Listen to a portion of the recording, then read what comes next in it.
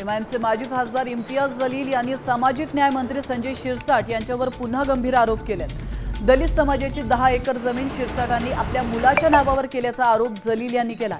निलंबित तलाठ्याला त्यासाठी पुन्हा ड्युटी देऊन तहसीलदार सही देत नसतानाही दबाव आणल्याचा आरोप जलील यांनी केला।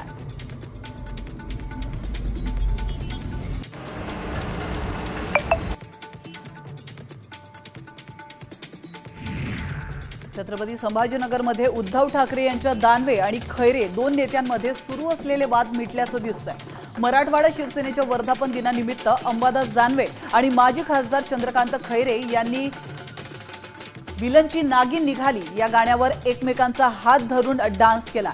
त्यामुळे आता त्यांच्यातील राजकीय मतभेद मिटल्याचं दिसतंय।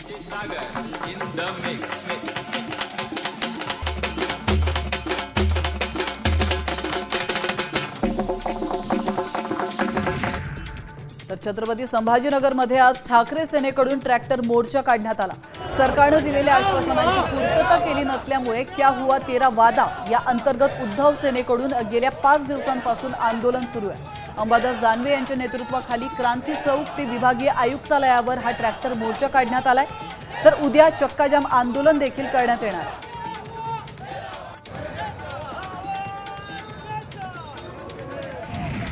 जालन्यात 26 तलाठ्यांनी 35 कोटी रुपये हडपल्यात। बनावट शेतकरी दाखवून तब्बल 34 कोटी 97 लाख रुपयांचा गैरव्यवहार केलाय।